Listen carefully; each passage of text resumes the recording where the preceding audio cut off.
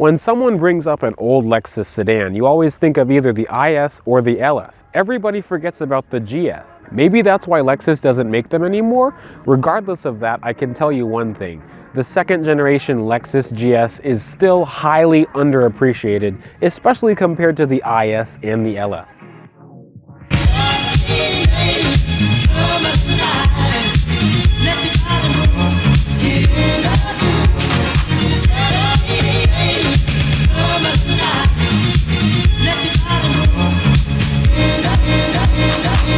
So these are known as the Toyota Aristo in Japan. The GS is Lexus's mid-size rear-wheel drive luxury sedan that was marked above the IS and the ES but under the LS. The GS has always been in a weird spot in the mid-size category with the ES, and that's probably why the GS is done today. Also for reference, so you guys don't get confused, the GS is the Aristo, the LS is the Celsior, and the SC is the Soarer. The design of the first generation GS or the Toyota Aristo was developed in the late 1980s because Toyota wanted a smaller version of their flagship Celsior sedan that blended the characteristics of that full-size sedan with the sportiness of their Soarer or SC coupe. The Aristo was introduced to Japan in 1991 and it boasted a lot of special features like double wishbone suspension in the front and the rear, and also a legendary 3-liter inline-6, also known as the 2JZ.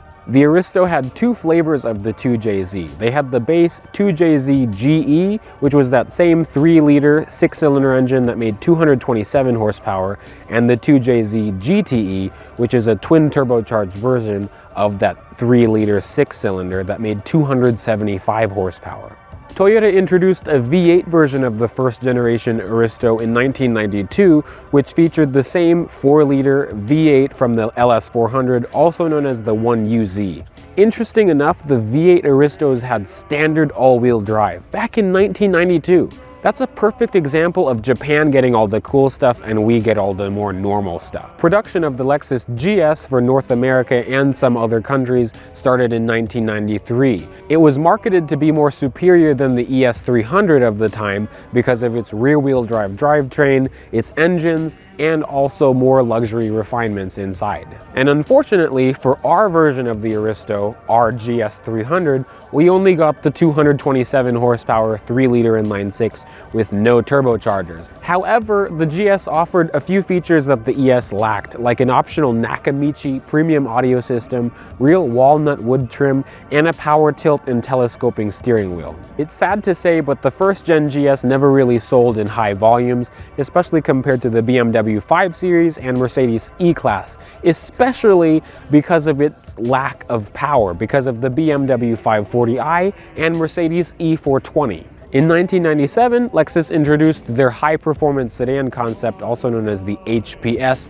which led us into what we know as the second generation of GS. The Aristo continued alongside the GS in Japan, but in this video, I'm going to focus primarily on the GS for now. Lexus carried over the basic traits of the first generation GS, a luxurious and dynamic midsize sedan that could be placed above the ES300. Lexus also carried over the same engines from the previous generation models, like the GS300, which had a 225 horsepower 3-liter inline-6, also known as the 2JZ, but with no turbos, and then Lexus introduced, finally, a higher output 4-liter V8, which was also known as the GS400. It used the same 1UZ from the LS and the V8 Aristo in Japan. This really satisfied America's needs for a higher performing GS. The second generation GS was so good that it was named Motor Trend's Import Car of the Year back in 1998.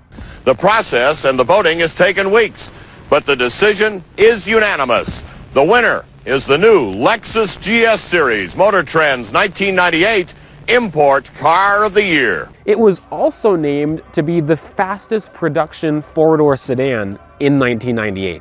These are actually known to be the same 0 to 60 time and quarter-mile time and high-speed slalom time than a C5 Corvette. Pretty impressive. 2001, like mine, was the only and biggest refresh that the GS got in 8 years of its lifespan. The only few things that Lexus did to the GS in 2001 was add standard HID headlights for the V8 and optional on the 6-cylinder models, different taillights, a slightly different front grille, and slightly different front bumper. The V8 GS got a slight bump in displacement, now up to 4.3 liters. Horsepower stayed the same as the GS 400 at 300, but torque was bumped up to 325 pound-feet. And they went from a mechanical throttle in the GS 400 to an electric, well, throttle by wire in the GS 430. I honestly wish my 430 had the throttle by cable, just more responsive and more reliable. The GS continued on for 2 more generations, but sadly, in 2020, Lexus killed off the GS nameplate completely. I would partially blame the ES because the ES grew in size and it became a little bit more dynamic, and prices were about the same as well. One memorable model of a later GS is the 4th generation Lexus GSF. It used a powerful 5-liter V8 which was naturally aspirated and made up to 472 horsepower. So this GS in particular is my GS. Her name is Selena, yes, after the singer. She's a 2001 GS 430 in Onyx Black. I'm currently at 215,000 miles, and so far my experience in the past 2 months or so has been pretty trouble-free.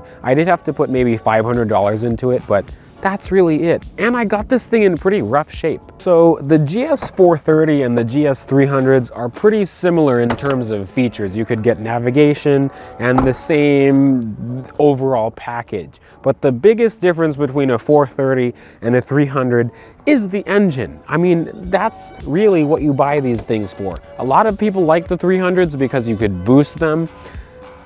I prefer the V8.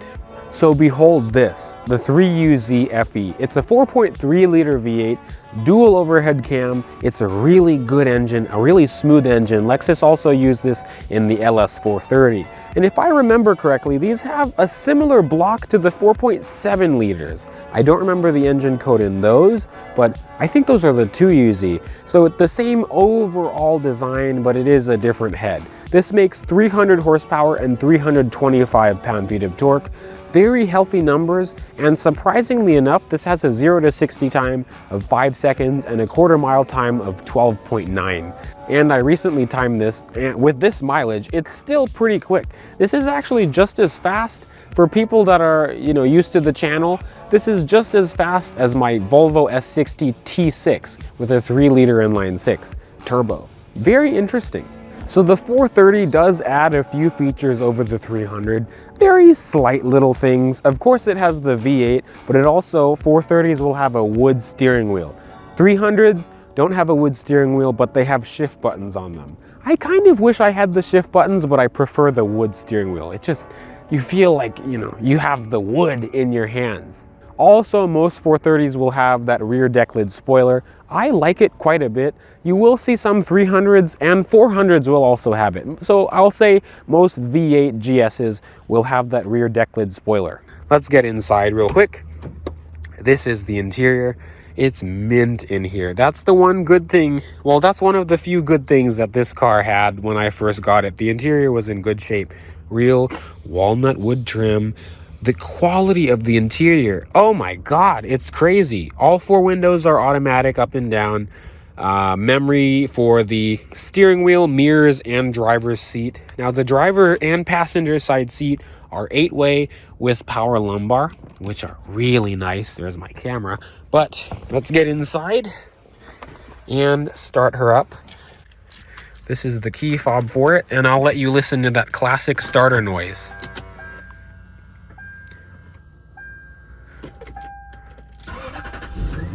Beautiful. But as we close the door, you'll see how quiet it is in here still. Insanely quiet. All you hear is the purr of the engine. But the classic Lexus interior, this is the pinnacle of Lexus, I'd say. All the quality on the dash just continues everywhere. All like real nice feeling materials. This has the Mark Levinson premium audio system, which sounds really good. Glove box over here. It is damped and very sizable. That's also where you have your 6-disc CD changer, and then I don't know what that is over there, but I love the interior on this car. 3-spoked leather and wood steering wheel. The wood feels really nice. Special for the 430s. The horn has a good sounding horn. You have audio controls over here, but no Bluetooth in 2001. The gauges are classic Lexus as well. They're not configurable, but I honestly like them better this way. They look more yellow on camera, but they're actually white. 215,696 miles on this car, and it runs beautifully now. All I have to do is change the control arms, and that's really it. But power mirror controls over here. You have a little coin slot over here. Foot parking brake, which I wish this car had a handbrake, but I understand it. Automatic headlights. Wipers are intermittent, but not automatic. That was saved for the LS430. This is the heart of this car, or at least the heart of the interior. You do have an infotainment system, which it honestly is not too obsolete. I've had this car for 2 months. I don't use the GPS. Most of the time, I just have it on the trip computer. The only time that I use the map is when I'm spiritedly driving and I like to see where the road is going. It's pretty snappy and responsive, and like I've said, this is more responsive than some newer car infotainment systems, which is a shame because a 20-year-old car should, be obsolete and dated. And, some of these new cars coming out are terrible. But I don't like that the climate controls are in the screen. But I do plan on getting an aftermarket head unit in the future that relocates them to up here, because the normal GSs that don't have navigation have physical climate control buttons, so that's okay. Something interesting about this, if you go to the maintenance minder, you can remind yourself on your wedding anniversary or your birthday, amongst all the other things like battery, oil, tire rotation, new tires, all that kind of stuff. But wedding anniversary is pretty interesting. Down here is the radio. Like I said, it has a Mark Levinson premium audio system, which sounds really good. Unfortunately, I'm using an FM transmitter for now, but that's why I want to get the aftermarket head unit in it, just so I can use my music directly into the car. But this does have a tape deck, and this is a handy phone mount that I got for it. It's really good, really handy. But down here, ashtray and cigarette lighter. I don't use the cigarette lighter, but all the wood trim here. I love the wood trim in this car. And 5-speed automatic. When you can manually shift it, I only do it when I'm driving really hard or, down mountains or something. No backup camera, of course, but buttery smooth engine and transmission. Down here, you have your transmission control, so you could put it in power mode, which alters shift times or just the way how it shifts, and also snow mode, which starts it in second gear and dulls down the throttle response. Heated seats are over here, and the VSC off button. That's the fun button over there. And then over here you have 2 levels of storage for the center console. Pretty roomy and soft padding. I also forgot to mention, these seats are some of the most comfortable seats in a car I've ever experienced, right next to Volvo seats. I really love these seats. Now, the back seat of the GS is very roomy. This is something that the later years did not really do well at. The legroom in this is really good. I'm 5'9". The driver's seat is in my position. Plenty of room under the seat for my feet and plenty of legroom. And something interesting. First, the quality remains the same with the wood trim and the leather everywhere, but ashtrays for both sides in the back. 2 air vents are over here, which is very nice for rear passengers because some cars get really hot, especially this is a black on black car.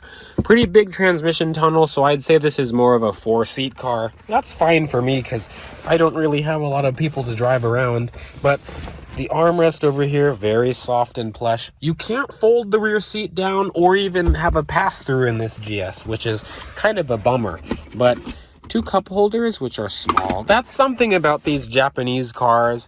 The cup holders in the front and the back. There's only 4 cup holders in this car, and all of them are small. You can't fit a large size drink in this car. You just can't do it, or, you'll just spill things everywhere. But I really love the fit and finish and everything in this car. But let us go to the trunk. You can only open the trunk from the inside of the car or on the key fob over here. The trunk of these is actually pretty big, so I can give Lexus props for that. It's pretty deep.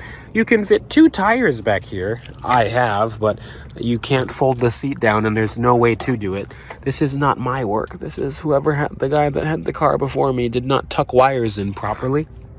But you do have a full-size spare tire under here. This one doesn't. I actually have to go to the junkyard to get one.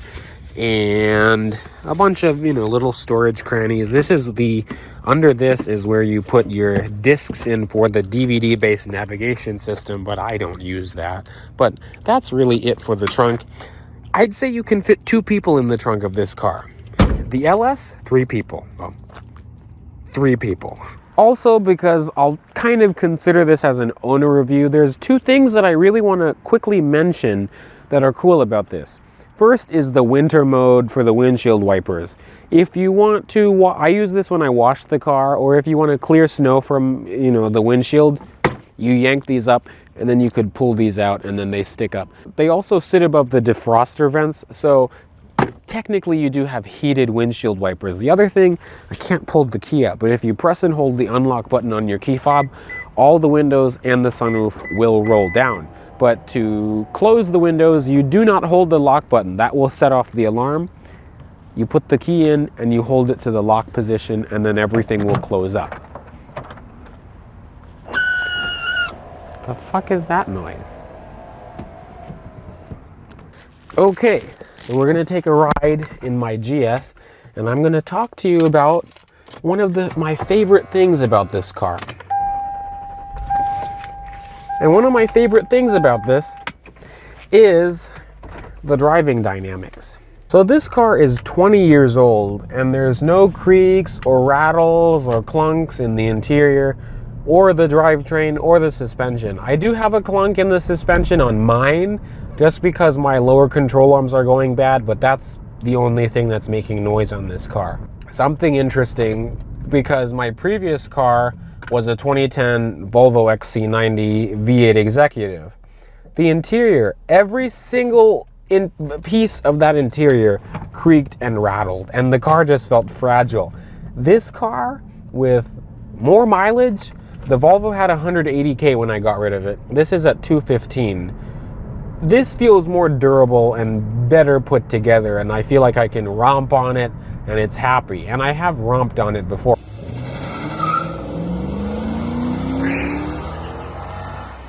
I don't really abuse it because this is not the type of car to be hooning with, but I can have fun to drive with. I can have fun while driving this, and I don't feel like I'm going to break it.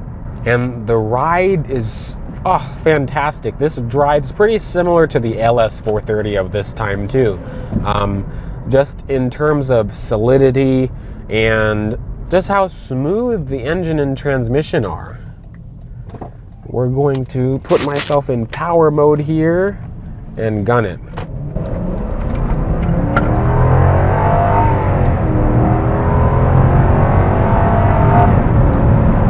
Now the thing is, I'm used to the power in this car. This car goes, it rips. I do notice in power mode, it does drive a little bit differently, but it's not crazy. But the power is really smooth. Like I said, I timed the 0 to 60 to be 5 seconds flat for 0 to 60 and 12.9 seconds quarter mile. There's a Honda Accord V6 next to me. We know what's going to happen.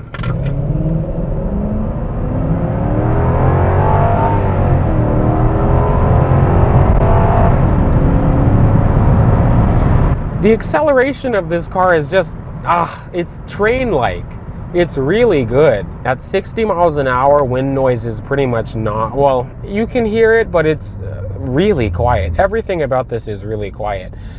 I did put high performance brakes on this. They're StopTech pads and rotors, so it, does make some noise when you get on the brake, but it's more of a confidence inspiring noise than anything. But the power of this car really does, this car is fast well, to other people, to a lot of you people on the internet, you're probably going to say, oh, 5 seconds is slow. It's a 3,700 pound car. You're going to say it's heavy. You're going to say it's slow. But it's honestly, for a daily driver, I am more than happy with it. Of course, you know, everyone likes more power, but I don't really have that desire, because the way how I drive, I like to whip around back roads. Now, I would take you guys on a back road drive in this video, but that would just be too long. I will make a dedicated video of me, you know, bombing down back roads, having fun, because this car really, really, really feels fast on back roads, especially when I use manual mode. I just usually hold it in second or third, just to get the most torque out of the engine, because this does have a little bit of low-end grunt, but most of the torque you'll feel the surge with VVTi. You'll feel once it gets past 3,000 RPM, that's when it really opens up. Just for cruising, it's so nice to drive. It is really a nice car to drive. I drove this car 6 hours from Ohio to Maryland. No back problems at all, like no soreness, no pain, no restlessness. It was really nice. I have a friend that has an IS300, and I have a friend that has an LS430. So those will be good ways to compare how different these cars drive. And this is like the middle child. Maybe that should be the title, the middle child. The Lexus, the second generation Lexus GS is the middle child of the Lexus lineup. But that applies to just the GS in general. Maybe if I do plan on doing videos of other GSs too, but we shall see. The steering of this is really nice too. It's smooth, but it's very direct, but I honestly wish there was a little bit more road feel. I don't really feel the road too much. Like other cars that you're, you know, banging around corners, you can feel the wheel kind of messing with you a little bit. You're very isolated from the road. But you're also not, because this is more fun to drive than my S60 T6. Something interesting about these GSs, at least the V8, you can roast tires with these. I'm not going to do this now, and I don't do it often because, you know, that's money. Tires are money, and tires are expensive now, but you can't, there's just so many fun things you can do with this. So these GSs, especially when they're taken care of, are known to be pretty stout. Both the 300 and the 400 use timing belts, and both of them are interference engines. So if you're looking at a lower mileage one that has 80 to 100,000 miles, definitely change it out. I would change it every 80 to 100K or every 10 years. So even if you're looking at a low mileage example, I would immediately change it out.